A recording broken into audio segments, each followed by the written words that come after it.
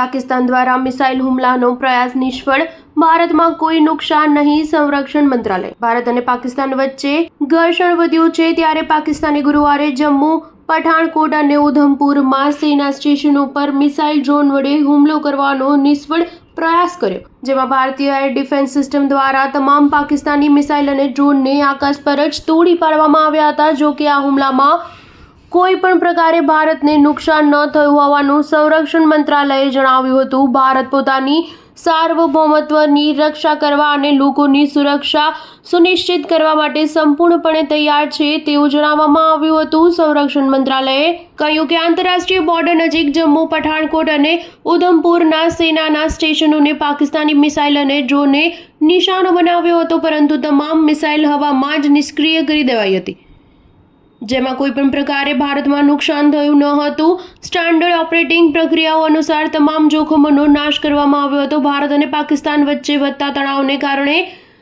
8 many સાંજે પઠાણકોટ, અમૃતસર, જલંધર, હોશિયારપુર, મોહાલી અને કેન્દ્ર શાસિત પ્રદેશ ચંદીગઢ સહિત પંજાબના અનેક જિલ્લાઓમાં બ્લેકઆઉટ કરી દેવામાં આવ્યું હતું. ભારત અને પાકિસ્તાન વચ્ચે તણાવની સ્થિતિમાં શ્રીનગર સહિત પંજાબ અને રાજસ્થાનમાં પણ સાયરન વગાડવામાં આવી હતી અને નાગરિકોને ઘરની બહાર ન નીકળવા માટે નિર્દેશ કરવામાં આવ્યો હતો. આ તમામ ઘટનાક્રમ વચ્ચે ભારતના વિદેશ મંત્રી એસ જયશંકરે અમેરિકાના વિદેશ મંત્રી અને NSS માર્કો રૂબિયો સાથે વાતચીત કરી છે. તેમણે એક્સ પર લખ્યું છે કે 8 મેની સાંજે માર્કો રૂબિયો સાથે વાત થઈ.